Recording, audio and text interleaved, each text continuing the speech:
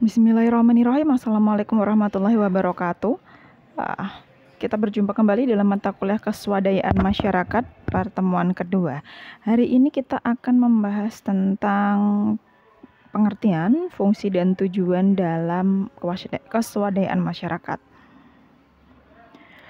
Oke, yang pertama, keswadayaan masyarakat itu merupakan sebuah perkembangan atau pengembangan dalam konsep pemberdayaan masyarakat, di mana dulunya pemberdayaan masyarakat itu cenderung bersifat top down. Top down ini merupakan konsep yang menggunakan konsep yang berasal dari pusat dan kemudian baru diturunkan ke masyarakat. Pendekatan top down ini dianggap tidak efektif karena masyarakat di sini hanya digunakan sebagai objek dari pemberdayaan. Keterlibatan mereka, peran mereka sangat minim, sehingga bisa dikatakan konsep top down itu tidak sesuai dengan kepentingan dan kebutuhan yang diperlukan oleh masyarakat. Maka dari itu muncullah konsep baru yang berlandaskan pada keswadayaan masyarakat. Keswadayaan masyarakat itu merupakan kesadaran kritis yang dimiliki oleh masyarakat untuk menggali, menemukan kembali nilai-nilai luhur kemanusiaan dan nilai-nilai kemasyarakatan yang mereka miliki sebagai pondasi modal sosial atau sosial kapital kehidupan masyarakat. Di sini maksudnya adalah masyarakat itu bisa atau diberi kesempatan untuk menggunakan nilai-nilai luhur atau nilai-nilai kemasyarakatan yang sejak awal sudah dari awal atau original asli yang mereka miliki sebagai pondasi modal sosial dalam kehidupan bermasyarakat. Jadi upaya mereka untuk hidup dalam kehidupan bermasyarakat, bernegara, dan berbangsa itu bisa menggunakan pegangan atau pondasi dari nilai-nilai luhur yang sudah mereka miliki sebelumnya. Kemudian keswadayaan masyarakat itu bergerak dalam bidang pemberdayaan masyarakat dengan mengangkat asas, nilai, kepedulian, kejujuran, dan kerelawanan yang berpihak pada masyarakat marginal atau masyarakat kurang mampu. Keswadayaan itu di sini maksudnya adalah suatu konsep pemberdayaan yang berpihak pada masyarakat marginal dan masyarakat kurang mampu, di mana masyarakat marginal, masyarakat kurang mampu, dan masyarakat rentan itu merupakan target dalam pemberdayaan masyarakat. Maka dari itu diperlukannya upaya untuk mengembangkan keswadayaan masyarakat dalam kondisi yang dimiliki oleh masyarakat marginal atau masyarakat rentan. Dan dalam pengembangan itu, dalam pemberdayaan itu, keswadayaan ini mencoba untuk mengangkat atau mencoba untuk mendorong dipakainya asas nilai kepedulian, kejujuran, dan kerelawanan. Kemudian keswadayaan masyarakat adalah kemampuan suatu warga masyarakat atau sekelompok orang dalam wilayah tertentu untuk meningkatkan kualitas hidup mereka melalui partisipasi kerjasama dengan mendayagunakan sumber dan potensi kesejahteraan sosial yang ada di daerah setempat. Selain itu, keswadayaan masyarakat yang dilakukan itu melalui berbagai macam bentuk, beraneka ragam bentuk kegotong royongan yang bernilai tolong-menolong, bantu-membantu, dan kerjasama. Jadi dalam keswadayaan masyarakat itu memiliki unsur tolong-menolong, bantu-membantu, dan kerjasama, di mana keswadayaan masyarakat ini tidak bisa dilakukan sendiri, tapi harus dilakukan oleh sekelompok orang, yang mana kerjasama dan kegiatan gotong royong ini mengarah pada kegiatan-kegiatan yang berdampak pada hal-hal positif. Kemudian kita beralih ke kelompok swadaya masyarakat atau yang disingkat KSM. KSM adalah kumpulan orang, sekelompok orang atau sekumpulan orang yang menyatukan diri mereka secara sukarela dalam kelompok karena mereka memiliki ikatan pemersatu yang didasari adanya visi, kepentingan, dan kebutuhan yang sama, sehingga kelompok tersebut memiliki kesamaan tujuan yang ingin dicapai bersama. Di sini KSM merupakan wadah atau media atau sarana yang digunakan oleh sekelompok orang dengan visi dan kepentingan serta kebutuhan yang sama. Nah, karena kesamaan ini, mereka juga memiliki tujuan yang ingin dicapai bersama. Sedangkan konsep ormas atau LSM atau lembaga swadaya masyarakat menurut Holloway yaitu bentuk organisasi yang memperhatikan kepentingan masyarakat yang secara mandiri dan bukan untuk mencari keuntungan atau organisasi yang memberikan manfaat kepada masyarakat. Menurut Holloway ini, ormas dan masyarakat LSM itu merupakan organisasi yang mereka ini tidak menginginkan keuntungan secara finansial atau keuntungan dalam bentuk lain. Tapi ormas dan LSM ini tujuan utama mereka adalah untuk memberikan manfaat kepada masyarakat. Maka dari itu kalau misal ada LSM yang dia itu hanya mencari keuntungan, dia itu hanya punya kepentingan tertentu, itu artinya dia sudah melenceng dari konsep utama LSM. Karena LSM itu biasanya nothing tulus. Mereka melakukan sesuatu itu tidak mengharapkan apa-apa, ya mereka ingin melakukan sesuatu itu untuk memberikan manfaat kepada masyarakat.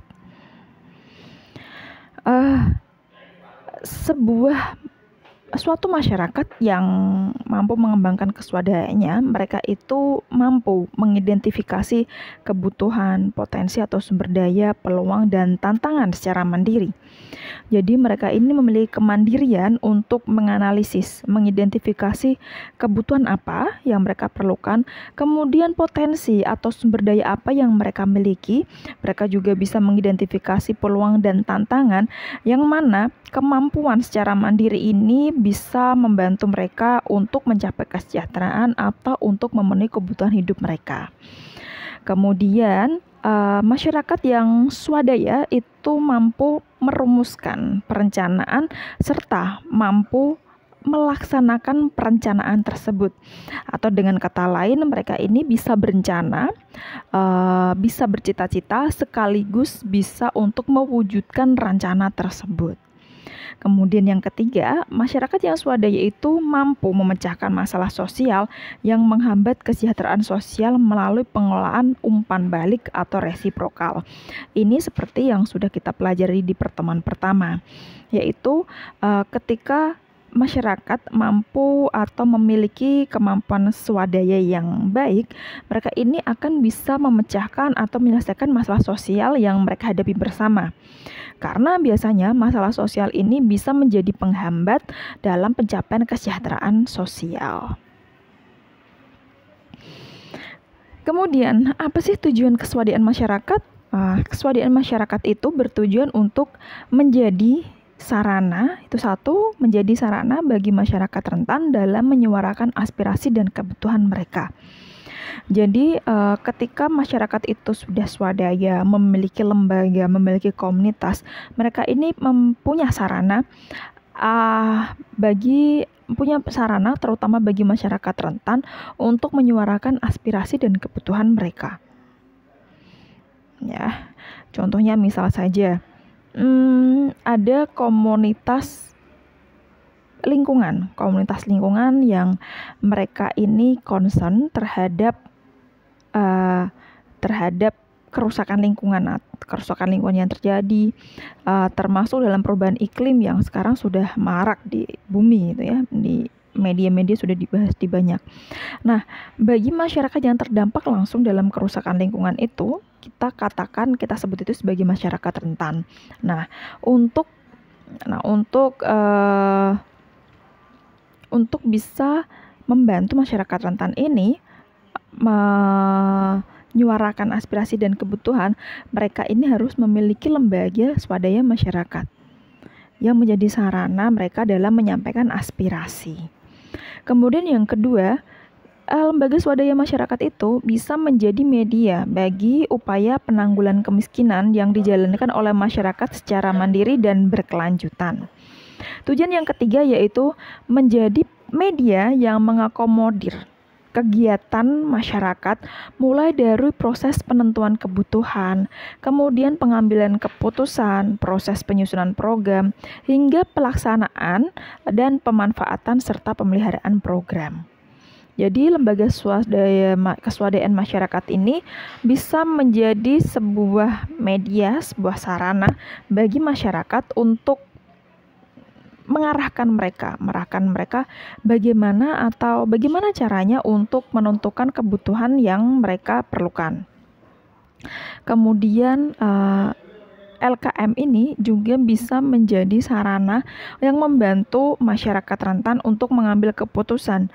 Kira-kira bagaimana solusi atau bagaimana cara untuk memenuhi kebutuhan yang sudah mereka tentukan, atau bagaimana cara untuk menyelesaikan masalah yang telah mereka hadapi.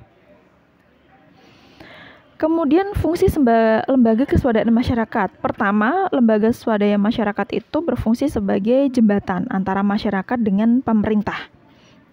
Kalau di tingkat desa ya pemerintah desa.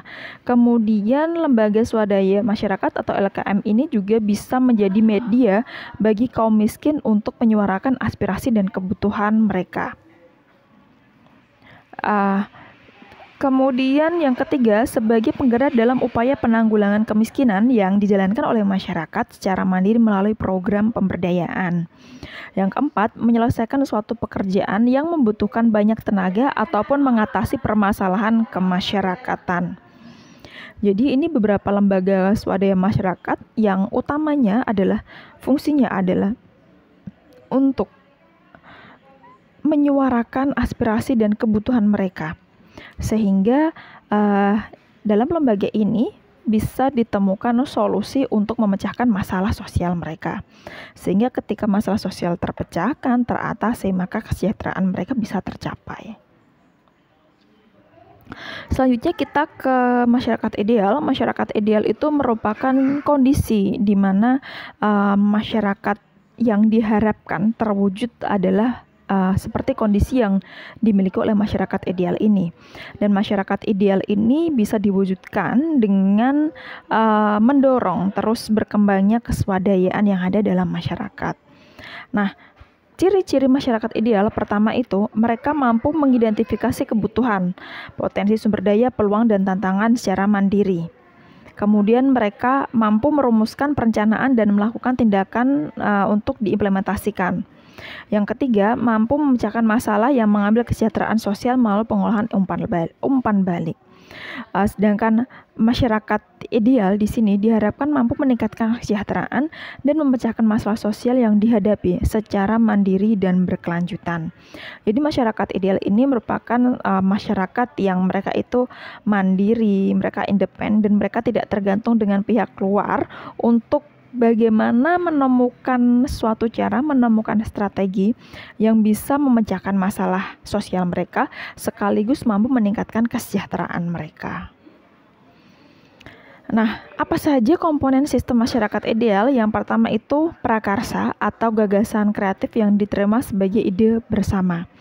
Jadi, masyarakat ideal itu cenderung memiliki ide yang kreatif ya, gagasannya itu kreatif, dan gagasan yang muncul dalam masyarakat ideal itu diterima atau dianggap sebagai ide bersama. Kemudian masyarakat ideal ini memiliki energi sosial, memiliki tenaga yang energi ini bisa mendorong tindakan bersama. Kemudian yang ketiga, tindakan bersama, mereka ini bisa melakukan tindakan bersama untuk meningkatkan kondisi kehidupan. Mereka gotong royong, bantu-membantu, bahu-membahu agar kehidupan atau kondisi kehidupan mereka ini bisa lebih berkualitas, bisa lebih baik. Kemudian yang keempat, institusi sosial yang memfasilitasi tindakan bersama secara berkesinambungan. Jadi dalam masyarakat ideal itu terdapat institusi sosial yang bisa memfasilitasi tindakan bersama secara berkelanjutan. Di sini maksudnya adalah masyarakat yang ideal itu memiliki lembaga, memiliki komunitas, memiliki institusi yang bisa menjadi wadah, bisa menjadi sarana agar tindakan yang dikerjakan secara bersama dalam masyarakat ideal itu bisa terus dilaksanakan. Kemudian yang kelima yaitu pengetahuan dan kearifan lokal yang selalu teruji.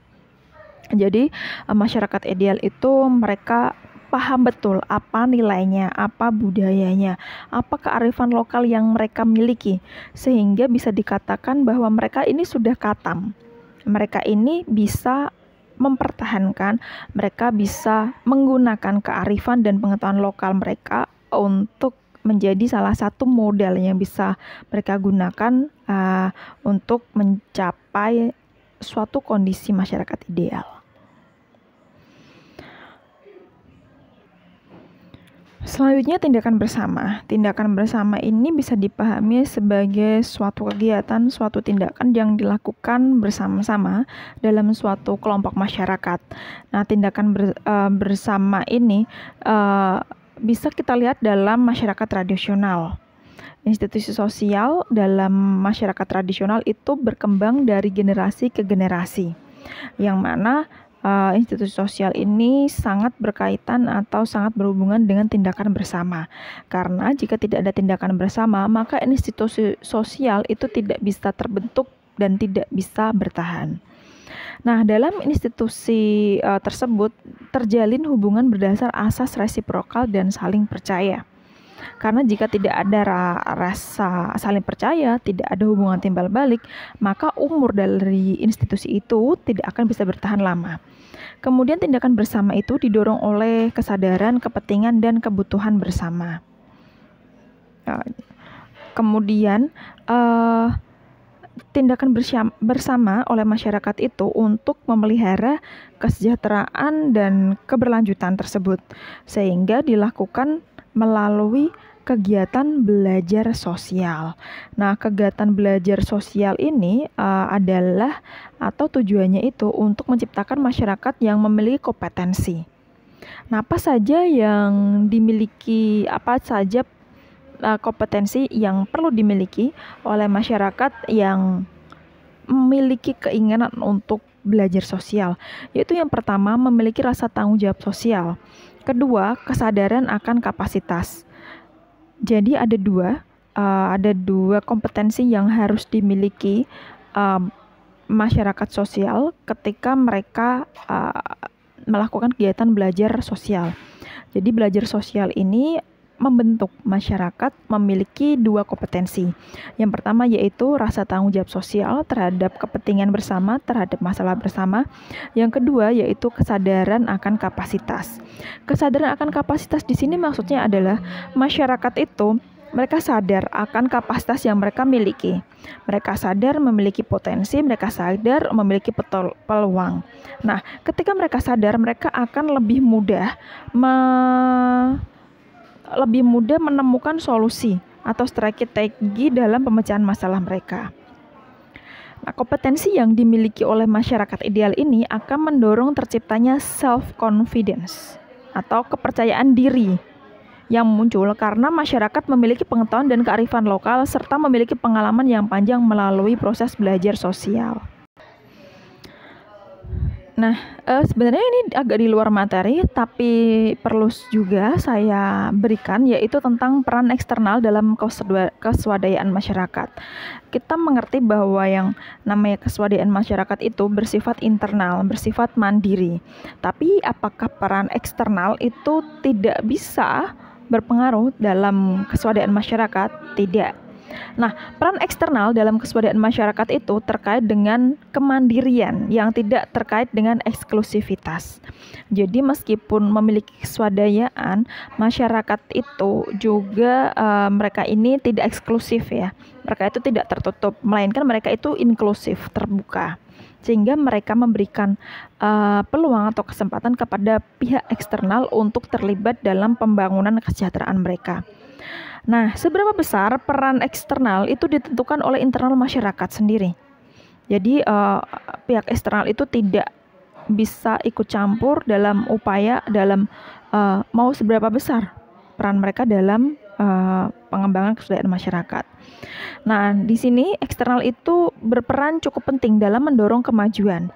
Karena dari pihak eksternal masyarakat itu bisa tahu kemajuan apa yang terjadi di luar sana, kemudian bagaimana kondisi dunia di luar sana, apakah kondisi di luar sana itu baik untuk masyarakat ini. Nah, ini jadi pihak eksternal itu mencoba mendorong kemajuan yang ada dalam internal masyarakat. Nah, contoh peran eksternal bagi swadaya masyarakat itu untuk melatih kemampuan membangun jejaring. Ya, jadi kemana masyarakat swadaya ini akan berjejaring?